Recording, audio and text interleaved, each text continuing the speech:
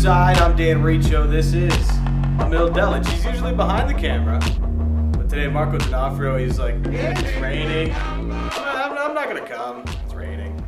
No, he actually, he was hunkered down because of the ON storm today, and now it's an empty BMO Field here. We got Finland and Belarus right now. We've got some random top 10 playing on the TV over here all of a sudden. This TV was not on. No, it was not on. 2 seconds Turn it off. Okay. I'll get the thing up. Got a poltergeist in the away TV room here at BMO Field. So yeah, it was 17,711 filling out BMO Field today, which was kind of insane because you think about the storm that was going on before the game. Huge. It was massive. And I got drenched. I was on the pitch and I got drenched. well, we got drenched walking just from the parking lot to here. So for it was D-Rose retirement. Yeah, for D-Rose retirement. Nice and early. So that was, to see still 17,000 people here, I think is kind of encouraging. I guess there wasn't much of a walk-up crowd. No, there was an EDM concert just down the street here.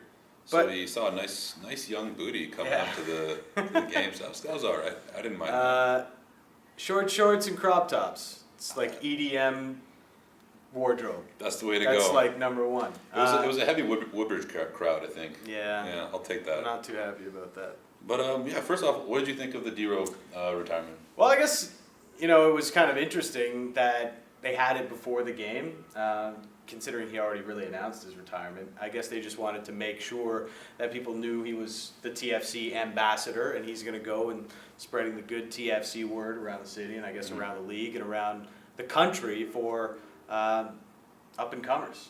And the national team, which I thought was interesting. I didn't think he would play any sort of international role. I thought he'd be just more of an MLSC role. But it's cool to see him say, "Hey, I'm going to play a small factor in what this team does going in the future." Yeah. And I think he even said it. Benito has a good thing going, and I want to try to support it, which was great for us. I mean, there's tons of young talent in Vancouver, Montreal, and here in Toronto that we're trying to breed. Well, we're starting to breed talent, and somebody needs to cultivate that talent. And D-Rose is a guy that they will respect and they will listen to. All-time leading Canada scorer, all-time TFC scorer, as you already know. I don't need to tell you that, but that was a good moment. And he also, he's kind of Steph Curry moment as well. Oh, buddy, come on now. I forget his kid's name. Tanish? Yeah, Tanash. Yeah. Sorry, cute little guy. Sorry, D-Ro, if we messed that up a little bit. Little great little kid, though. Yeah. A lot of fun to have there in the press conference. But yeah, it's good to see D-Ro continuing on. And as he said, he didn't really want to play anywhere else. He wanted to be home in Toronto. So, he's a lifer here, and that's kind of what we like to hear as Torontonians. And he got a great ovation walking down to the north end where he's got seats. Yeah, and the south end supporters were singing his song a couple times during the game. So it's cool to see the transition from Danny DiGio to D. Rosario. So that was cool to see. Let's get to business right away. 3-1 win. 3-1 win. TFC 5:30 start. Was I surprised? Hell yeah.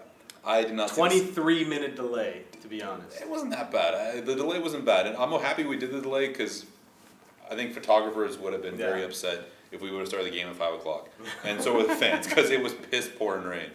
Bad. It was raining sideways. It was pretty intense. But once the game got going, it cleared up nice, and it was a little overcast, but being on the pitch, I thought it was great. No, it looked good, and I don't know that when they came out for halftime, it was beautifully sunny. Oh, actually. Gorgeous. It was gorgeous. Second for a 10-minute period, it was really hot. It was really nice. But I think kind of what was surprising though, and you're seeing the rain come down really hard, and you were wondering about the pitch, and Greg Vanny mentioned it after the game, how it actually played to their strengths because Javinko and Bradley like to play the ball on the ground, and they like when the ball moves fast. And today it was the pitch had the right amount of wetness. Nice hydration. Yeah, that's some nice hydration going on. That's the word. But it really worked out. And Javinko, I don't even know what to say about him anymore. Is he the best player in the league? He might be one of the top 3 players in the MLS right now, hands down. What he does on the ball, what he does off the ball is impressive. But what he does on the ball, there was a play in the second half I was telling you about where he was maybe 45, 50 yards out, and he saw the goalkeeper out of position, and he still fired on net and almost scored a goal. You don't see those things nowadays in the MLS. You see in other European leagues where you catch the tender out of position, but for him to try that out, I think almost all of us in the audience were a little surprised Yeah. that he Yeah, almost I mean, put the ball in the net. But like he does it so often. I mean, he does it in the offensive third, and there was even moments when he did it in the defensive third in the second half. There was a time early in the second half. Yes. TFC was pinned in their own end. Yes. Couldn't get the ball out. Giovinco comes back, collects the ball. There's 3 earthquakes around him. Not real earthquakes like the team. And he he just weasels his way out of there and clears the danger. Next thing you know, TFC's all of a sudden on the front foot for the next 20 minutes and they score a goal. And not only that, I believe on that play he got a foul called against Yeah, Quakes. that's what happened. And then all of a sudden momentum switched over Yeah. to TFC, and then we got the push going forward. But I gotta ask you, I feel like he really wears his emotions on his sleeve almost every single time he doesn't score the ball. Is that to me personally, I don't like seeing that. How do you feel about it? I don't know. I didn't really like it all that much, especially at the end, where he had the free kick go off the post, and it was beautiful. It would have been a great goal. But it hit the post, and this was a string of chances that he's had throughout the game that didn't go in. And I think he's just frustrated, and the crowd singing his name, and I think he was just playing up to the crowd because he knew what was going on. He embraced it. He was just playing up to the crowd because they're singing his name. And by the way, I love you TFC fans. You guys are great today. 17,000 strong, wet, gross conditions, kind of. South End. I give you guys tons of credit. Yeah, South End was great. But I just think we need to find a different rhythm for the Sebastian Giovinco song other than Seven Nation Army. Yeah, definitely. We're way more creative than that. I know we are. We can work together on this. Put it in the comments page. We can work on something. We'll figure it out. Just tweet us. We'll figure something out. Otherwise, it was great. And Giovinco commenting in the locker room after the game, he totally loved it. Great. Made several points to mention the fans and how great they were today. Did he see that in Turin? Was that? I don't think he was big enough. Yeah. They never really sung his name at Juventus Stadium because he was never really a big part of the 11. I can't remember back far enough to the Parma days, but at Juventus Stadium, he just wasn't a bigger enough part of the squad. Yeah. Let's go to the other end of the pitch. I want to try to figure out Wando coming in. Wondolowski was the TFC killer, quote unquote, Kurt Larson. Yeah. Today he got 4 shots on net, 1 on target. He got a goal off a PK. TFC did a great job marking him, even on corners. 9 corners for the Quakes, and every single guy, whether it was Perkey or it was Morrow, somebody was marking him. Zavaleta too. Zavaleta marked him. I mean, defensively, this team.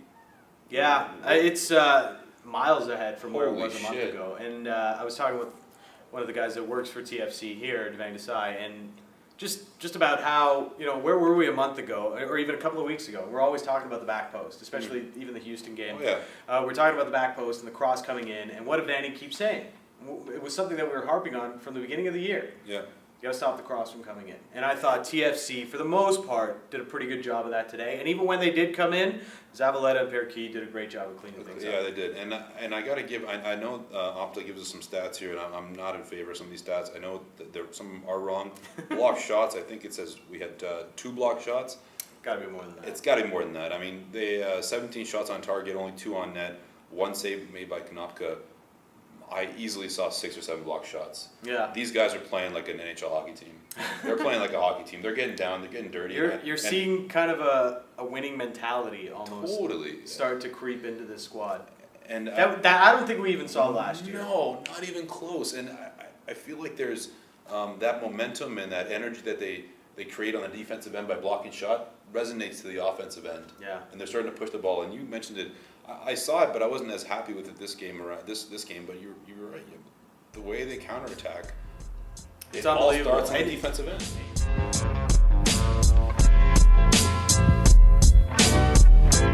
What you saw was the possession numbers and all that stuff. It was all out of whack. Mm-hmm. Even though it looked like TFC were pretty comfortable for most of the game, although they had some nervy moments towards the end. And this one, again, dominating. Like the stats show that. Last 20 minutes of the game, yeah, pure domination. The stats show that San Jose had more possession, or they had more passes completed. They had this many shots pass accuracy, at goal, everything. pass accuracy, blah blah blah blah. But like when TFC gets into that lead, they want to be playing on the counterattack. When they push, they're pushing, and Giovinco's leading. Yeah, and they're pushing. And they the goal, like the third goal was so nice. Oh. I mean, Bradley puts the ball over. low cross through money. from Javinko to Luke Moore, and just like the littlest touch to deflect it into the net. It was great. And you want to see more of that, and TFC wants to be playing on the counter like that. I wanted to kind of ask you about last season compared to this season. We covered this team last year fully, day one to the finish. Now we're starting all over again. We saw Jermaine Defoe last year. Loved getting balls over the top. That's what he fed on. That $6 million salary, he fed on those balls over top. We're not seeing that with Javinko. No. We're seeing a guy who can actually take the ball up the pitch. But we're seeing him get the ball in a lot of different areas. You saw the third goal, Bradley put the ball over the top for Javinko.